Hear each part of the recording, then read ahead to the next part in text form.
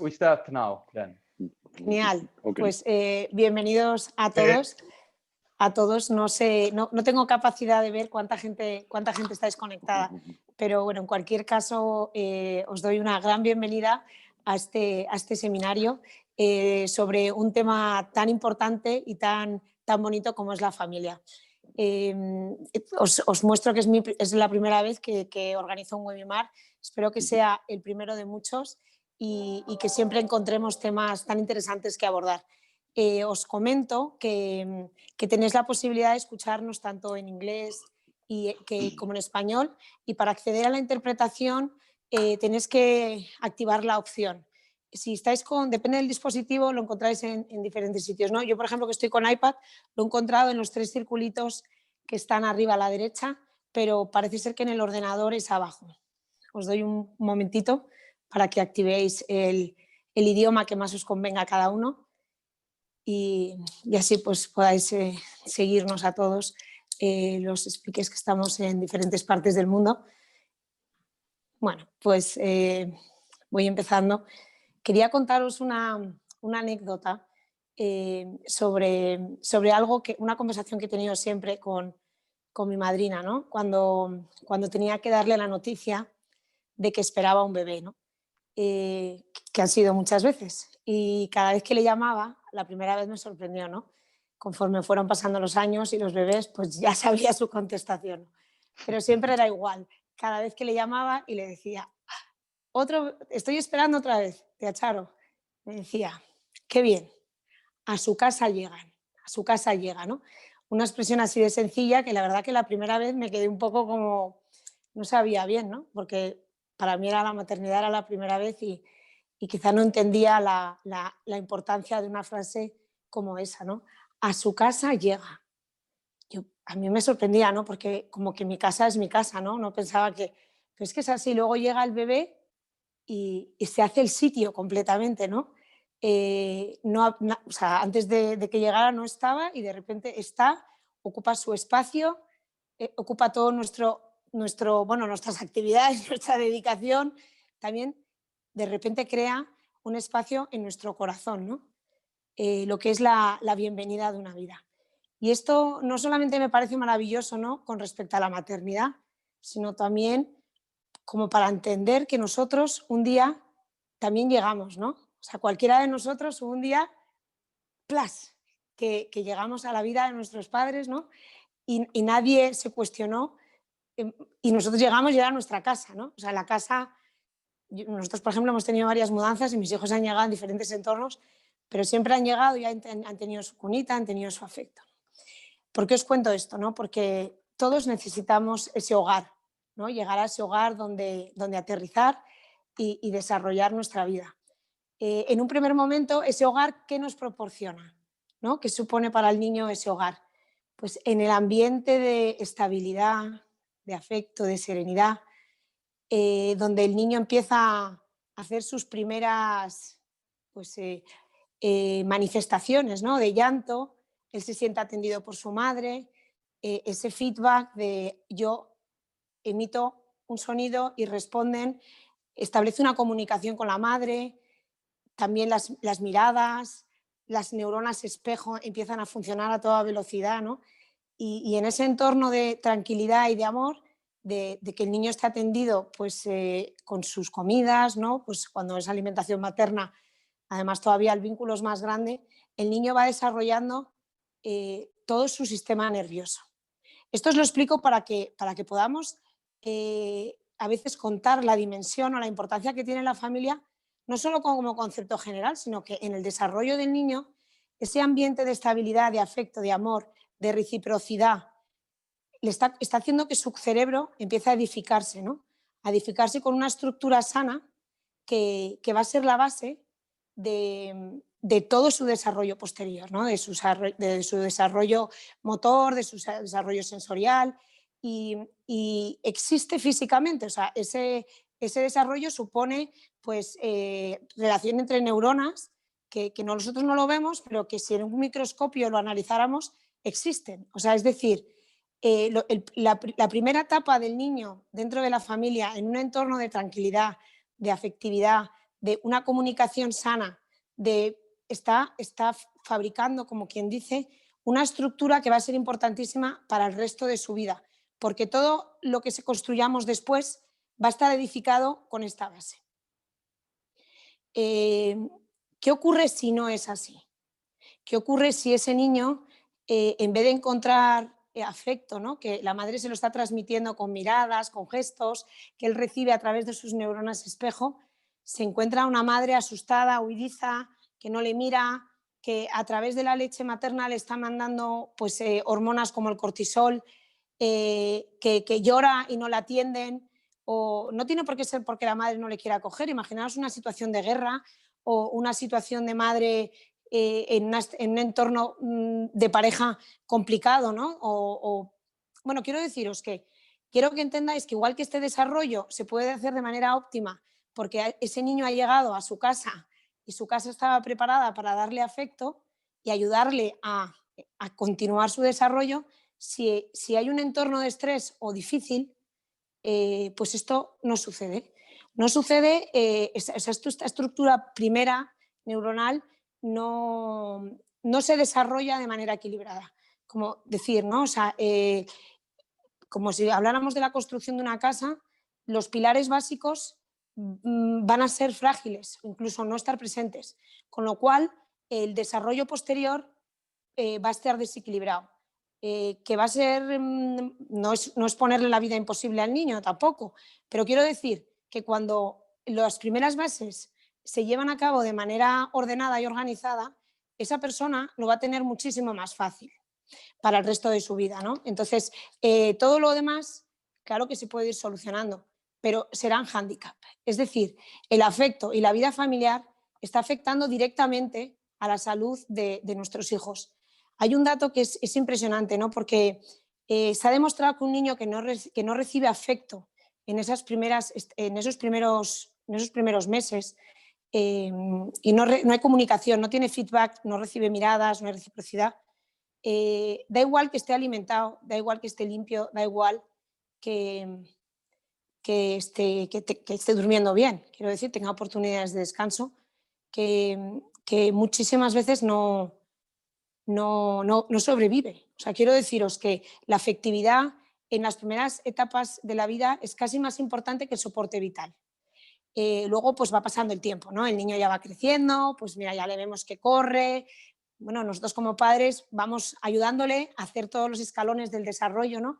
Que en un primer momento son más habilidades motoras, empieza con el lenguaje, luego llega ya una etapa donde ya es más personita, ¿no? Y entonces ya empieza a notar lo que supone ser parte de una familia. Y cuando esa interacción entre los padres, los hijos es sana, pues él ve sus padres, o sea, la identidad del niño es un reflejo, o sea, él sabe cómo es en base a lo que sus padres, en base a las reacciones de sus padres, ¿no? Entonces, pues si sus padres sonríen, le aceptan, hablan con él, pues él va a tener una autopercepción de sí mismo positiva. Si no es así, pues lo mismo que antes, ¿no? En un entorno de estrés, en un entorno complicado, pues crecen miedos, la autoestima, la seguridad. Es una etapa muy importante donde la autoestima, el vínculo, el lenguaje, algo tan importante como el lenguaje. O sea, nosotros, si el lenguaje no se desarrolla, ni siquiera podemos pensar, ¿no? O sea, podemos quedar encerrados en una simplicidad, ¿no?, lingüística, que eso luego va a tener una repercusión a lo largo de esa vida, de la vida de ese niño, ¿no? Espera, que he tomado notas para no irme del hilo.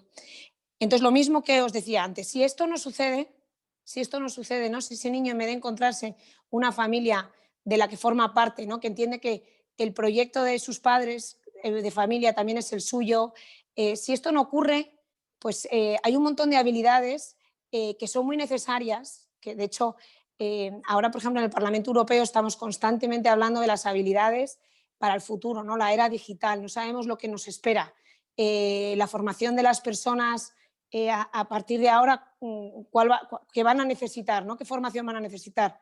Y yo siempre digo, o sea, ante una incertidumbre, ante algo, lo más importante es la creatividad, la iniciativa, la confianza, que seamos capaces de ser personas que nos lideramos, ¿no? Que emprendemos caminos, que si un camino no funciona, otro, consigues otro, ¿no?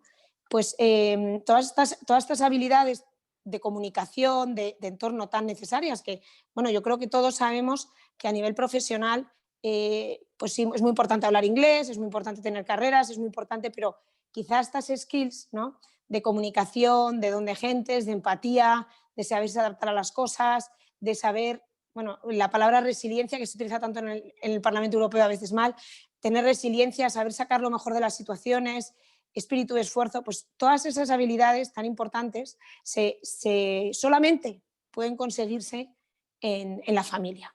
¿Por qué os cuento esto? Porque si dimensionamos lo que nos proporciona la familia a las personas, podemos llenarle de valor, ¿no? A la familia. Es verdad que la familia no nos la hemos cuestionado mucho porque era algo bueno, pues que no había que hacerlo, ¿no? O sea, la familia era algo tan evidente, pero ante un ataque, ¿no? Ante un ataque de la sociedad hacia la familia, nos hemos visto obligados a pensar, ¿no? ¿Qué supone la familia? Y no solamente eso, porque es verdad que las familias del futuro tienen el reto de formarse, de saber cómo sacar el mayor jugo, ¿no? Porque la sociedad ahora mismo llena tanto de estímulos a nuestros hijos y a nosotros mismos que es muy importante también reflexionar lo que supone el proyecto familiar por nosotros, ¿no?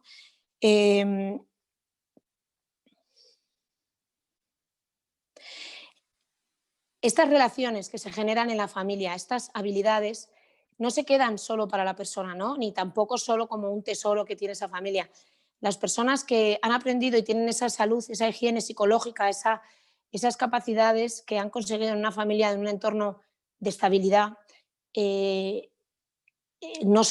luego lo transmiten a la sociedad, ¿no? Porque son personas que empiezan a comunicarse pues, también con su familia natural extensa y con sus compañeros de colegio y con el resto de la sociedad y devuelven a la sociedad de manera natural, porque confían, un tipo de relación que es sana, de confianza, de amabilidad, de proyecto, que al final enriquece muchísimo a la sociedad.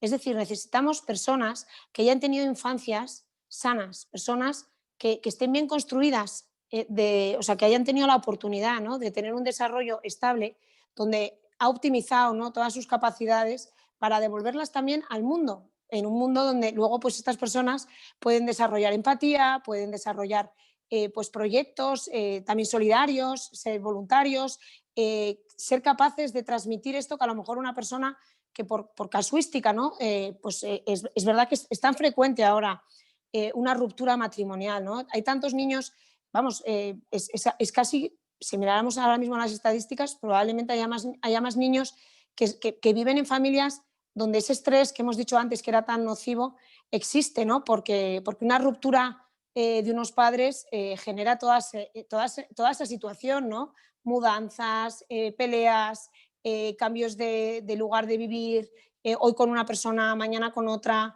si hay enfrentamiento entre los padres. Bueno, quiero deciros que es muy fácil y además hay que pensar que siempre ocurre, ¿no? O sea, pocas veces las infancias son perfectas y también hay que pensar que la adversidad nos enriquece, ¿no? Pero bueno, es también ver la diferencia para también hacer una promoción de unos valores, ¿no? Unos valores concretos como puede ser la fidelidad. O sea, tú ahora hablar de fidelidad o de un matrimonio permanente en el tiempo parece algo retrógrado, pero en cambio si lo planteamos desde el punto de vista neuropsicológico, ¿no? Como algo que proporciona estabilidad y que permite el desarrollo de los niños y también de los adultos, porque no les hace estar enfrentándose todo el rato a situaciones problemáticas, pues a lo mejor la gente empieza a replantearse, ¿no?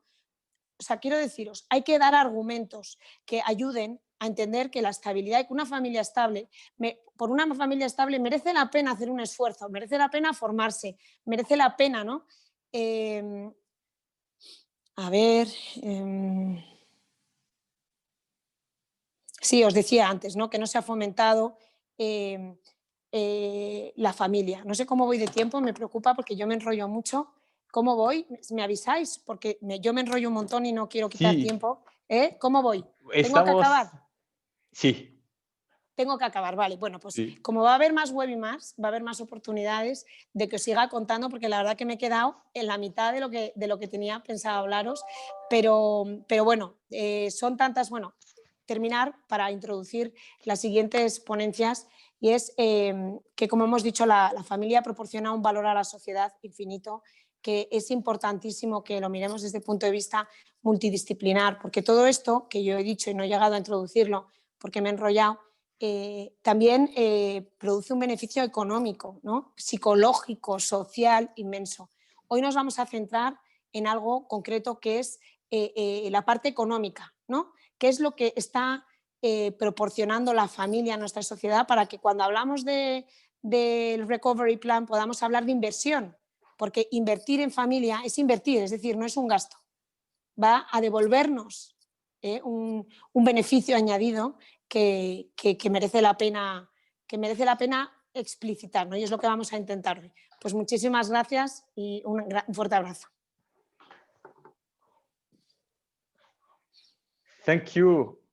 Muchas gracias, Margarita. Perdona, Nicola, te introduzco. Nicola, os dejo con Nicola. Como veis, soy novata, es mi primer webinar, espero ir aprendiendo con el tiempo. Además estoy viendo el reloj y me he pasado 5 minutos, lo siento un montón. Nicola, os dejo con Nicola, secretario general de la Federación Europea de Asociaciones de Familias Católicas en Europa. Fue el primer día que entré en el Parlamento Europeo, fue la primera persona que conocí. Para mí fue un golpe de esperanza tremendo, y cuando me pensé que era todo así, Nicola, me pensé los primeros días que era todo así, luego me di cuenta de que había tanto trabajo por hacer, pero bueno, ese día os dejo con él. Muchas gracias, Margarita. I will switch to English now, very briefly. I hope that the translation works for everybody. There is a globe icon at the bottom generally. Then it changes with the devices that you have. So I hope that the translation will work for everybody. And it is a pleasure for me now to give the floor to our president after this. I think it was the excellent introduction in order to introduce this specific topic of recovery fund and family with the Margaritas de la Pisa introduction, because you will see we are going to be more and more precise during this webinar. So it's a pleasure to give the floor to the president of the European Federation of Catholic Family Associations in Europe, Vincenzo Bassi, who speaks here from Rome. Many thanks, muchas gracias, Mrs. de la Pisa, for hosting this event. Many thanks also to our Spanish associated member, Foro de la Familia, for co-organizing it with us. The Foro de la Familia is also a member of one of us federation, supported by FAFCE since its very beginning, and now became one of our historical partners. We are very happy to work all together for the common good of Europe. One of the main goal of FAFCE is for sure to increase alliance, and that's why we are talking about family, because FAFCE, and I want just to introduce our association. FAFCE is not a consuming association, is not an union. We are here to speak about the family, not because we want to defend any particular interest. We are a network of communities that want to contribute to the common goods of Europe. We are here, as I said, not to defend the rights of families, but to convince that without families and families associations, there is no future for Europe and for European institutions. For these reasons, if the demographic winter is a problem for Europe, the solution of this problem is the children and the family. What we note, what we realize during also this the present debate in Europe, in every country, that it seems that we do not realize the crucial issue of our countries, the demographic winter. And if we try to read and to study all the documents coming from European institutions, it seems that in order to solve the demographic winter, the only solution they have is to increase the productivity of our continent. It means that if we have more elderly, we do not have to try to balance the elderly with new generation, but we need only to increase the productivity of the elderly. And of course, if we speak about just productive solution, we cannot, we have just an idea of our future, but the future is not made by ideas, is only made by people. And now everybody also during this time is speaking about sustainable development. And for example, EU Recovery Fund is aimed to achieve a sustainable development. But the point is, can we achieve this goal without intergenerational balance? We say no, we cannot. Because if you look at, for example, Maastricht criteria, they will collapse without an intergenerational balance. And it's quite evident. No one can argue about that. Because without this intergenerational balance, we cannot, we will have for sure increase our public debt, our deficit, and our inflation. The problem of our continent is not the elderly that will increase every year. The point is that our countries do not have children. And now we have to focus our attention and our interest to give a word to those who want to generate new life. So the demographic policies must be supported by our government, but the point on which we want to discuss today is to find the right definition of this kind of support. And this definition is not only formal, it's also substantial, because if you consider this support as an expenditure, we can have some consequence also on the public budget. If you consider this support as an investment, of course, the consequence will be others. And we have to try to find a balance between the reality, which says to us that without children, we cannot imagine any future for Europe, and the accountability practice, which says that demographic and family policies must be regarded as social policies and not as economic policies. We are here also to to hear from Marek Kozny, Professor Kozny, because we want to argue, we want to reason, we want to also to discuss, to have a dialogue on this point. Because if you start considering investment, considering the family policy as investment, also we must include these policies into EU recovery programs.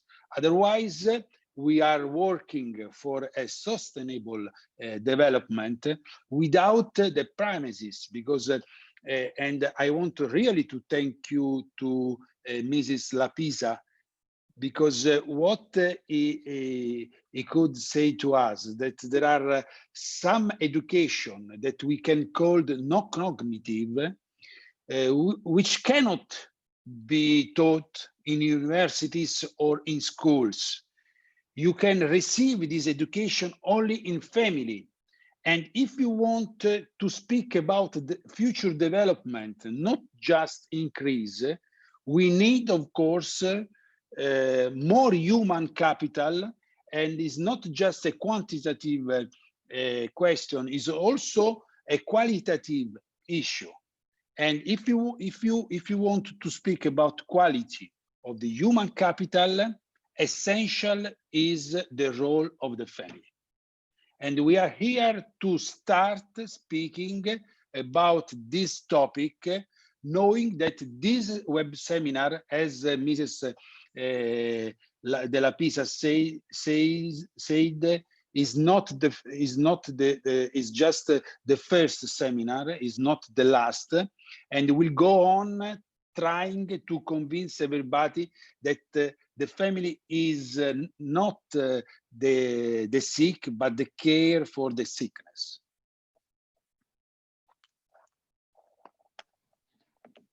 Thank you very much. Thank you very much, Vincenzo, for going deeper.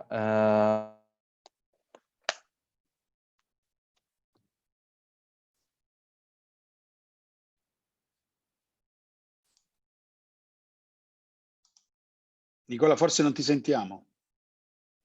We cannot hear you. Technical mistakes. I hope that you can hear me now. Thank you. No. Yes. Yes, that's the challenging at the same time of the online events and on streaming, on live. It's everything is quite new for everybody, I think. Yeah. So what we are saying, it's really something which is being discussed at all levels, at the national, local, and European levels, about the challenges of the future of Europe, the demographic challenges. So it's really a hot topic, let's say.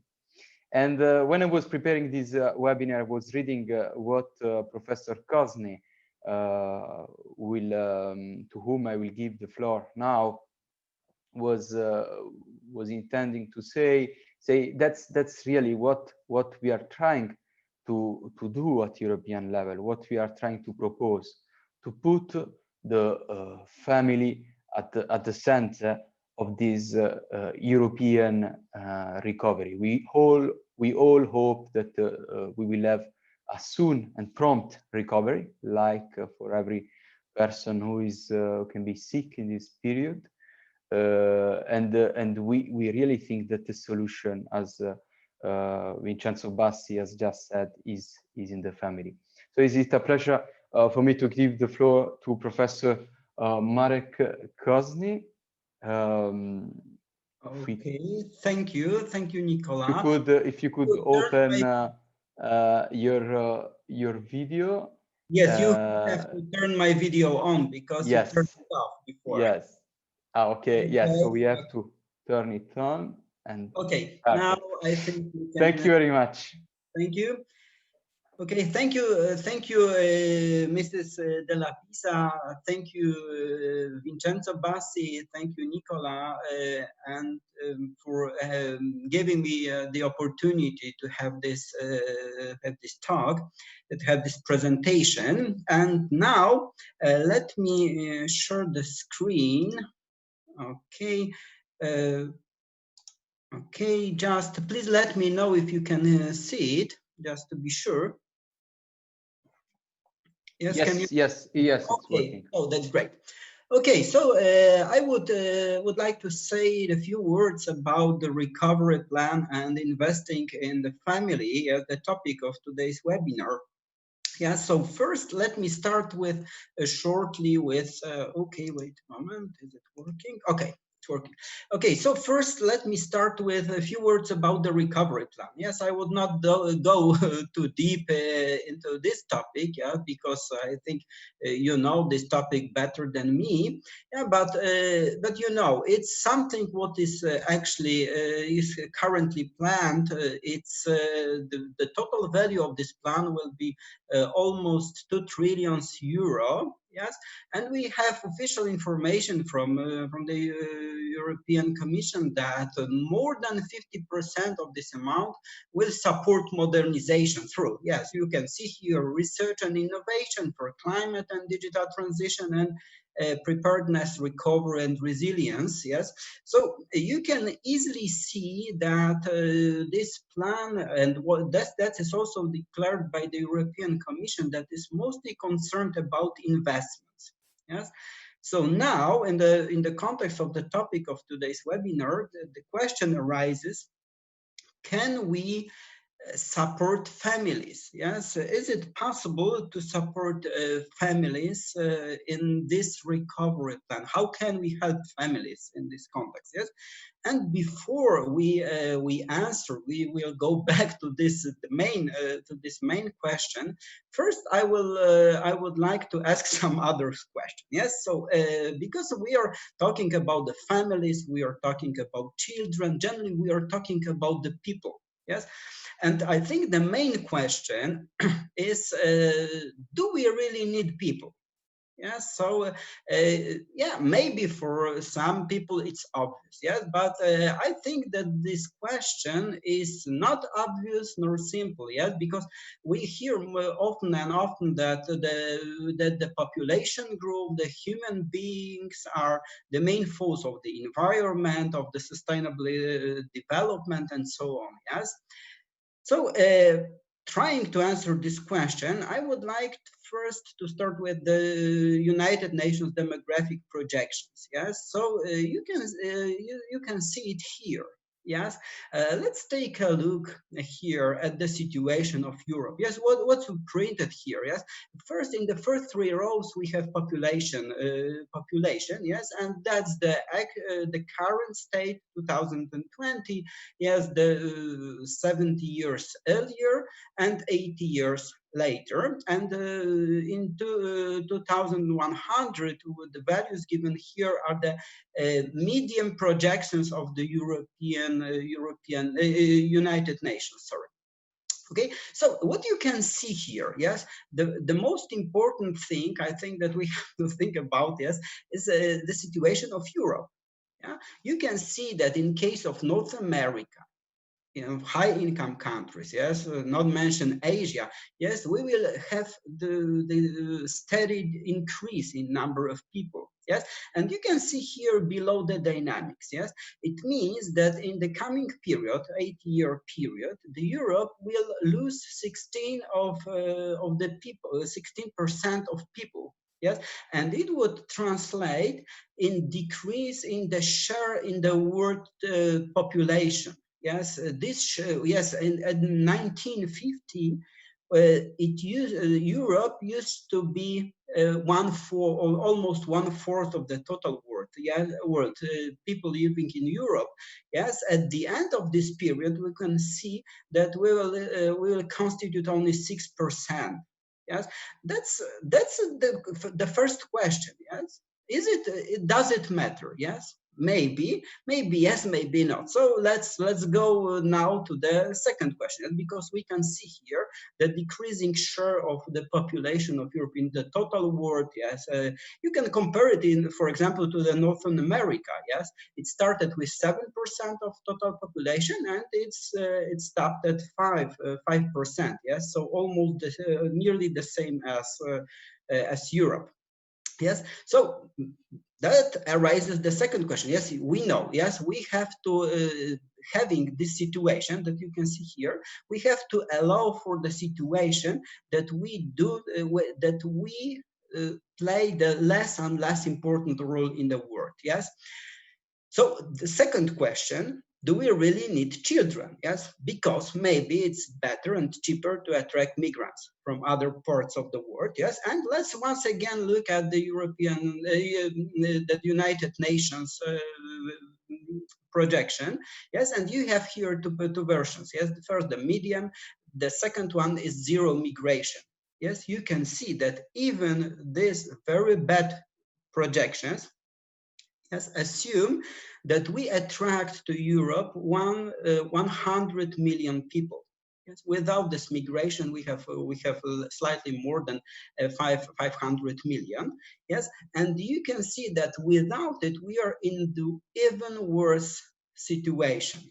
Yes, so the solution, to attracting migrants, yes, have at least two problems. The first one is that we already assume that we are attracting migrants.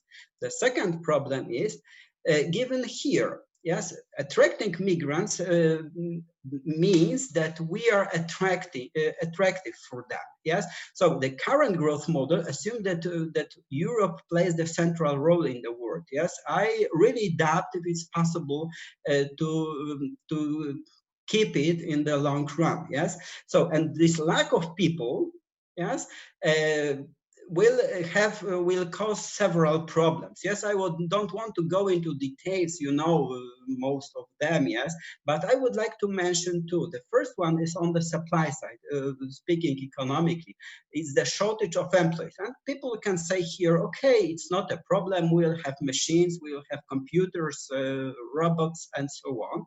Yes, but it's worth mentioning the second problem, yes, on the demand side, yes, because the absence of young people will totally change our situation, because we for example, in the context of real estate market, yes, we now treat the real estates and the secure method of investment, yes, but we implicitly assume that we still have young people, yes, if not, yes, everything will collapse, and in particular, pension system will collapse, yes, and all other markets on which we are trying to sell. If we have no people, no one would like to buy our products. Yes, if people are only outside the Europe, we have exactly the same problem, especially if we are not if you are no longer the center of the world. Yes, so it's not enough to have people, but we also need children here. Yes, so the question is here, what can we do? Yes, so I think we have to concentrate on two main things. Yes, the first one, we have to accept the fact that we need children. Yes, so that's the first step. It's not obvious nor simple, yes, but of course we have. And the second thing that was already mentioned by Nicola, by Vincenzo, we have to see spendings on children as an investment, not a consumption. Yeah, because if children are considered an area of private consumption, all such expenses will be considered burdens. Yes, so a few words how it looks like in the economic world. Yes, I intentionally give you here some literary references, not the newest one, just to show you that it's not absolutely not the new idea. Yes, so I think I would first start with Folber. She claimed that people stopped to be the private investment thing. Yes, but so it's no longer important for people personally Yes, because they are secured by the state, yes, no longer by children. So they lost this character of private provision, yes, but they still remain the public investment good. It's something that is really worth stressing, yes. And what is the problem here?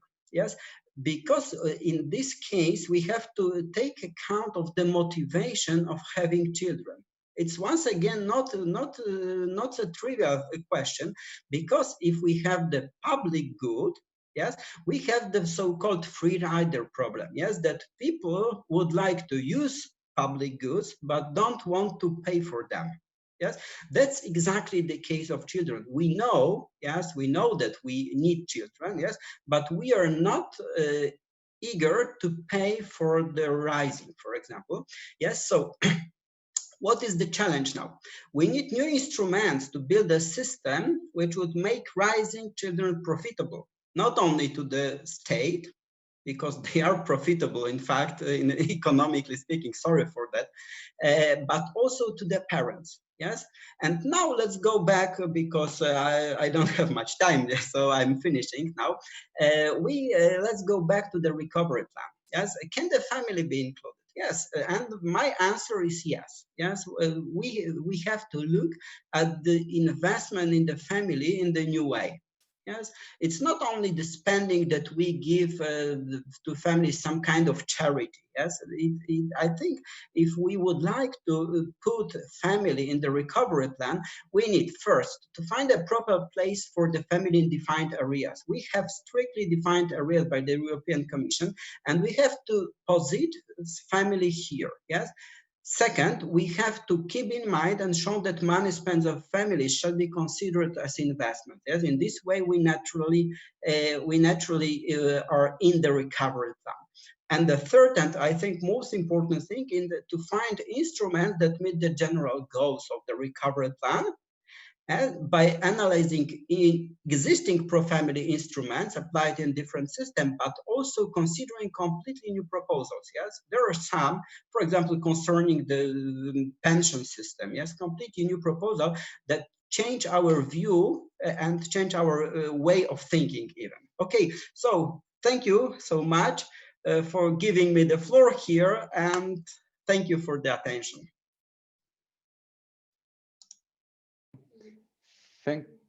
Thank you very much. Thank you, Professor Kosny. Yes, now I'm here again. Thank you very much for this reflection, also for the good timing. I don't know, it's not easy. It's not like at the university in this kind of webinars. But Professor Kosny really is giving us food for thought, huh? And we have to say, today we have published a reflection paper together with COMES, precisely on the fact that Europe is aging, is quickly aging, and on the role of the elderly for the future of Europe. And we wanted to give this very positive title, also to stress this fact that the problem is not that we have more and more elderly people in Europe.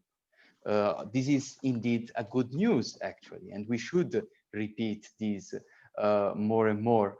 The problem, as Professor Kosny has demonstrated, is the fact that we don't have children anymore. And that's how I would open this moment of reflection. We with some questions that can come. You have special button for the questions. Some comments were already raised on the issue of the cultural war, which is also existing and very present in Western Europe. But I would we don't have so much time, but I think this is a good start. We are more than 50 people from all over Europe. Other people are following us on Facebook. and this is really an European subject that we should be faced both in the respect of national competencies from an European and national perspective. I would start with this exchange, brief exchange, giving the floor back to Mrs. Della Pisa to have her reaction to this.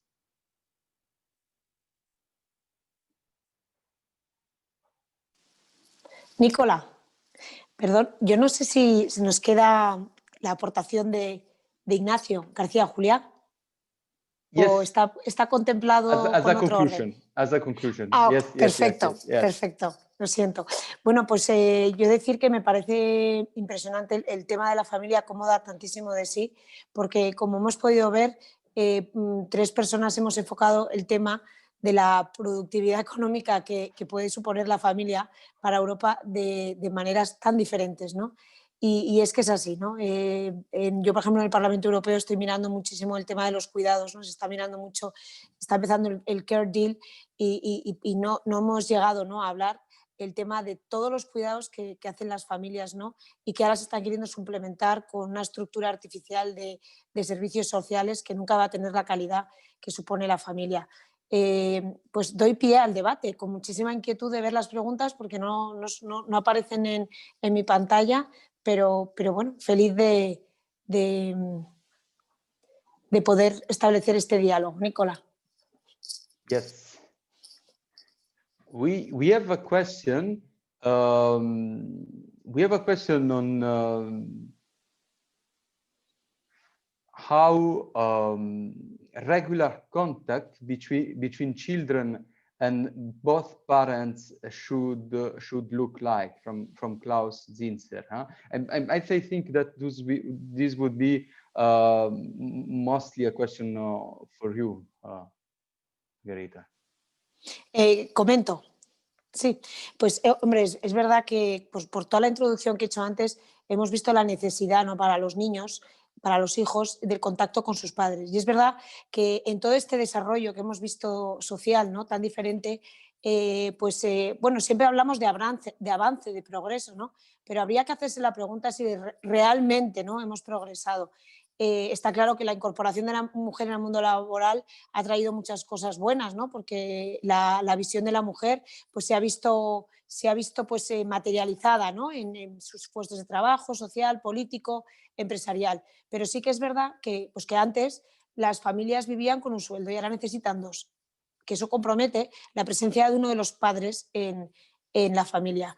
Y es verdad que los niños necesitan la presencia de sus padres porque, como os he dicho, su desarrollo, su imagen, depende completamente de la interactuación con ellos. ¿Cómo se puede conseguir? Pues buscando y también muchas veces priorizando, ¿no? Muchas veces pues habrá que tomar decisiones no siempre fáciles, ¿no? O por lo menos ser consciente de esta necesidad que tienen los niños, pues para que cuando llegue el tiempo material de estar con ellos, pues dárselo, pues como decíamos, o sea, hay dos cosas que son muy importantes, que el niño se sienta visto y querido.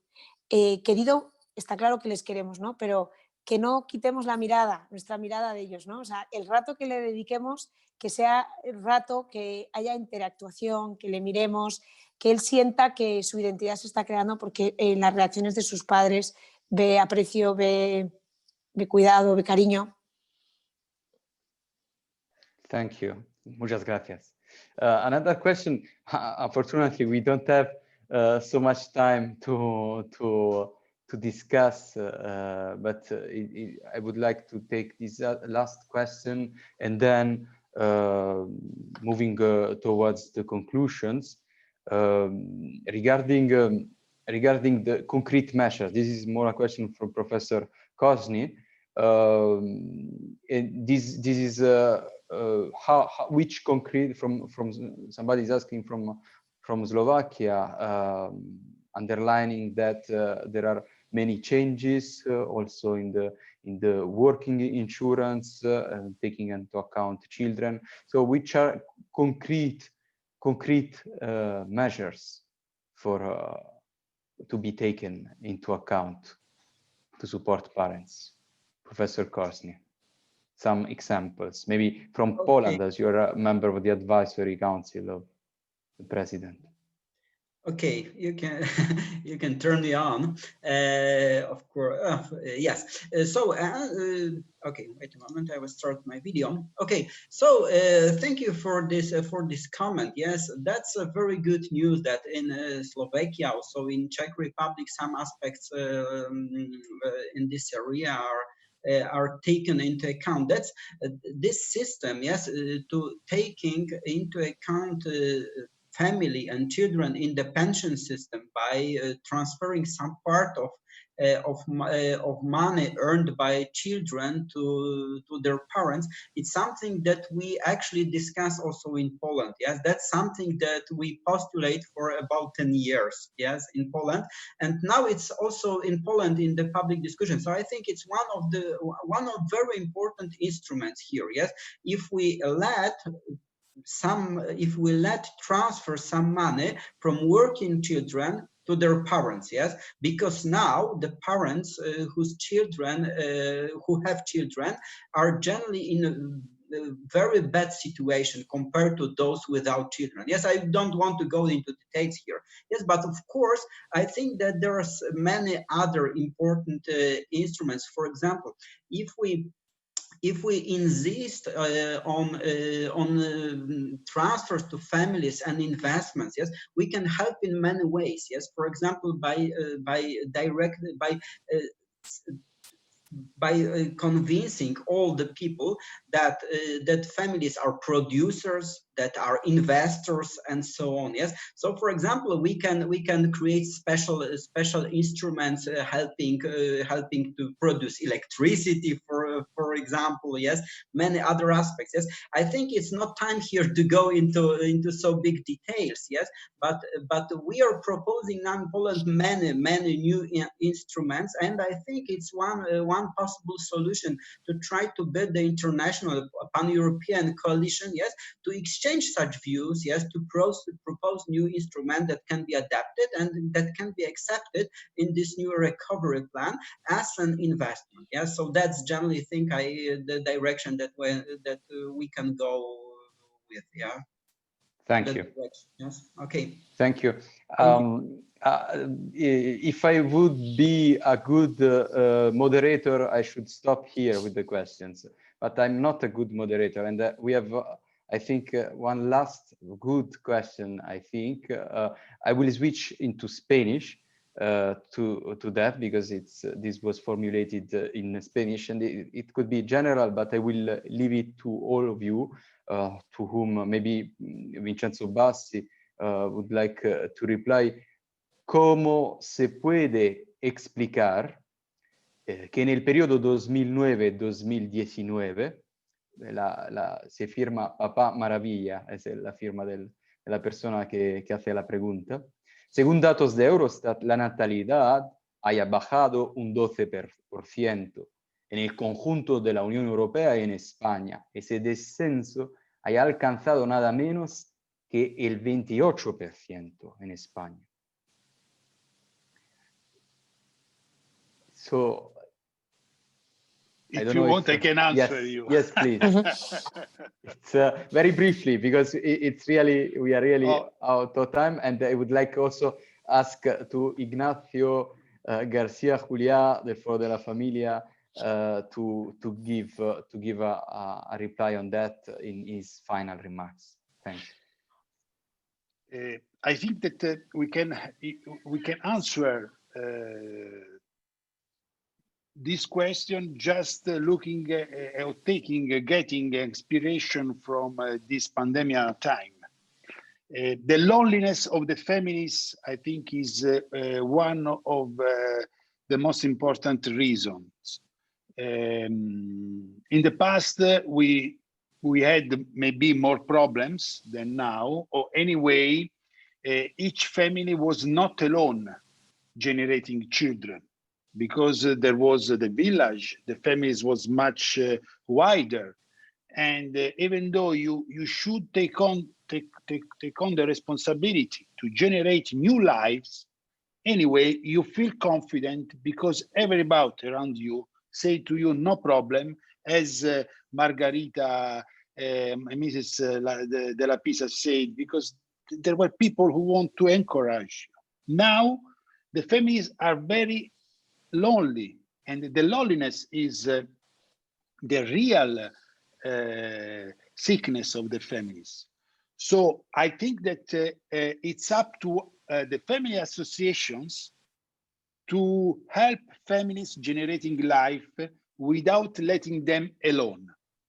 And I'm sure that during this pandemic time, we realized how important the families network, family networks are, because more than material needs, we need not to be alone, but to be in a community. And I hope that in the future, the families associations can host more families, becoming a real communities where every family can be a part and the protagonist. Thank you very much. This accent on the loneliness of families today. Thank you to everybody. Thank you to everybody for their questions. I don't know if we should really, I would like to give the floor to Ignacio García Juliá, presidente del Foro de la Familia, que es el Foro de la Familia en español, es un miembro asociado de nuestra Federación Europea y nos gustaría también en esta última parte, Ignacio, podemos tener también una reflexión sobre esta pregunta que es fundamental, ¿no? Sobre lo que decía también Vincenzo sobre la soledad de las familias de hoy en frente de la libertad y de elegir, de tener los hijos y de estar abiertos a la vida al final. Muchas gracias. Bueno, gracias por la organización, gracias a los intérpretes, esos grandes olvidados que están trabajando para nosotros y no se les ve. Y bueno, como primera conclusión, siempre es bueno decir que no es bueno hablar el último, porque primero te quedas sin tiempo y segundo te pisan las ideas, ¿no? Pero bueno, como es un resumen a modo de colofón de lo que se ha dicho, pues vamos a empezar primero viendo que la crisis de Europa es una crisis antropológica. No es una crisis económica, ni siquiera es una crisis poblacional, que lo es, pero no en primer lugar. Es una crisis en la que los europeos hemos abandonado nuestras raíces, nuestra cultura grecorromana, que luego fue humanizada por las raíces cristianas, han sido abandonadas y eso nos está llevando a una pérdida del alma europea. Pero todo es recuperable, podemos recuperar y hay que dar un mensaje de esperanza. Por tanto, más que hablar del COVID o de presupuestos, que además poco podría yo añadir a las palabras del señor Bassi, del presidente de FAFCE, o del profesor Kosnik, yo lo que diría es que debemos articular nuestra actuación sobre 4 ejes fundamentales para recuperar el protagonismo. En primer lugar, decir que nos da la sensación, y a veces lo comentamos así en España, que la familia es como la verdad. Todo el mundo la aprecia, pero nadie le hace caso. La familia está ahí, todo el mundo sabe que es buena, pero en el momento que de verdad hace falta ayudarla, todo el mundo se olvida de ella. Entonces, la primera medida que yo abordaría es la introducción de lo que hemos llamado perspectiva de familia. ¿Qué entendemos nosotros por perspectiva de familia? Es introducir en las políticas nacionales que la familia tiene tal importancia que es necesario que ninguna ley que salga tanto en los parlamentos nacionales como europeos vaya en contra de la familia. Es decir, todas las leyes, antes de salir aprobadas, deben pasar por ese filtro de si es buena o mala para la familia.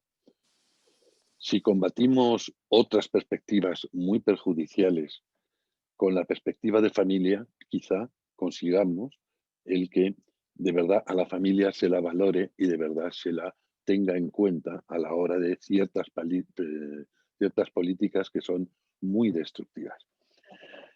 Segundo punto que yo abordaría es el de la consideración de las uniones matrimoniales. Están muy devaloradas. Según un informe de la OCDE, el divorcio es la principal causa de pobreza femenina en Europa. Y puedo decir femenina e infantil. ¿Y esto por qué es así? Porque otra vez la familia es desatendida, otra vez la familia es desestructurada y otra vez pagamos todos las consecuencias de ese abandono. Por tanto, volver a levantar el matrimonio y la maternidad, volverla a levantar y ponerlo en el sitio que nunca debería haber abandonado, puede ayudar a esa tan ansiada, tan necesaria estabilidad que todos queremos. Tercer punto que podemos referirnos, ya ha sido aquí citado por ambos, tanto por el señor Bassi como por el profesor Kosnik, pero por eso, porque ha sido citado por ellos, quisiera hacer hincapié. Es en tiempos de pandemia, estamos en pandemia, voy a hablar de otra pandemia, que es la pandemia de la soledad. No habría soledad si hubiera familias más fuertes. Los que tenemos ya cierta edad, cuidamos y hemos cuidado de nuestros padres. No hemos necesitado que venga el Estado a crear políticas de dependencia para cuidar a nuestros mayores. Ni lo hemos necesitado ni lo hemos querido. Si hacemos desaparecer a la familia, es insostenible, completamente insostenible, unas leyes de dependencia para tantos y tantos mayores como vamos a tener. Por tanto, si de verdad queremos aplicar los pocos recursos económicos que tenemos y aplicarlos en la buena dirección, cuidemos a nuestra familia y cuidemos a nuestros mayores y evitemos esa terrible epidemia de soledad que estamos viendo por todos lados y mucho más en estos tiempos de epidemia de COVID, que hemos visto tanto abandono y tantas muertes que se podían haber evitado si verdaderamente viviéramos en familia. Y el último punto, para no extenderme, porque entiendo que Nicola estará mirando el reloj, aunque no le vemos ahora, es el de la formación. Estamos en unos tiempos en los que tenemos que hablar y hablar públicamente de muchos temas que en principio podían resultar de sentido común, pero que hoy no son de sentido común. Son temas profundamente antropológicos que requieren una formación por nuestra parte. No podemos improvisar lo que decimos. No podemos improvisar las respuestas que damos ante determinadas preguntas, que en muchos casos son preguntas malévolas o preguntas capciosas. Debemos formarnos, debemos leer mucho más, debemos crear esto que tenemos hoy aquí, este webinar, en otras ocasiones un poco más largo, y en el que podamos formar, por dar ideas y dar argumentos y dar, como decimos en España, y lo siento por el traductor, razón razonada de lo que defendemos. Esa formación tiene muchos ámbitos. Voy a referir solo a uno porque está muy de moda, que es la formación afectivo-sexual, por ejemplo. Nuestros jóvenes se encuentran desvalidos en cuanto a la formación afectivo-sexual. La pornografía es una verdadera pandemia silenciosa que está destruyendo nuestra juventud. Si verdaderamente hubiéramos tenido una buena formación afectivo-sexual, si no hubiéramos dejado esto, los padres, en manos de cualquiera, quizá los jóvenes sí querrían casarse, quizá sí querrían tener hijos y recibir amorosamente los que tuvieran. La pornografía está destruyendo las mentes de esa convivencia familiar que es de la que estamos hablando aquí y que tanto necesitamos. Podría seguir, como se pueden imaginar, con muchas cosas más, pero articular estos ejes que acabo de decir, el de la soledad, perspectiva de familia y la formación, yo creo que empezaría a solucionar muchos de los problemas que ahora tenemos. Creo que estoy en tiempo, ¿verdad, Nicola? Muchas gracias. Fantástico. Muchas gracias. De nada.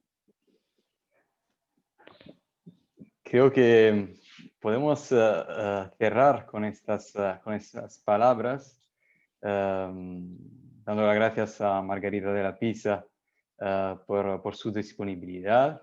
Si hubiéramos estado en el Parlamento, ya hubiera abierto y nos hubiera acogido en el Parlamento Europeo.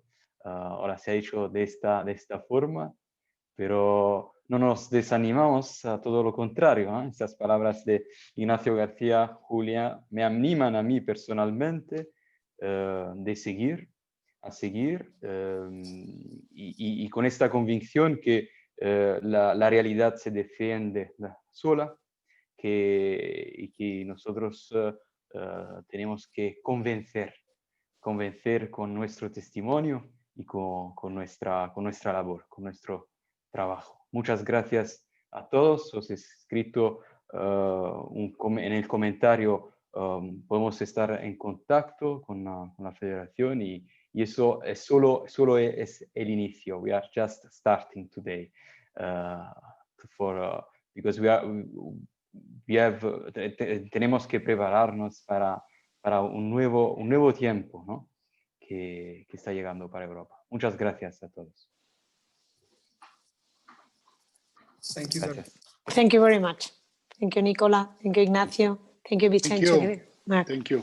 Thank you. Thank you, Vicente. Thanks. Thank you, Ignacio. Thank you, Vicente. Thank you, Marek. Thank you.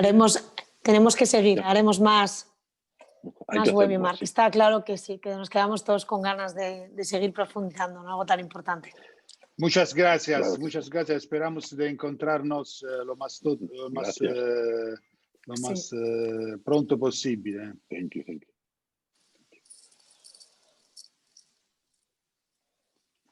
Goodbye. Goodbye. Bye. Thank you, Ignacio. Bye, Nicola. Thank you, Nicola. Thank you. Thank you, Mark. Thank you, Professor. Thank you. Bye-bye. Bye-bye.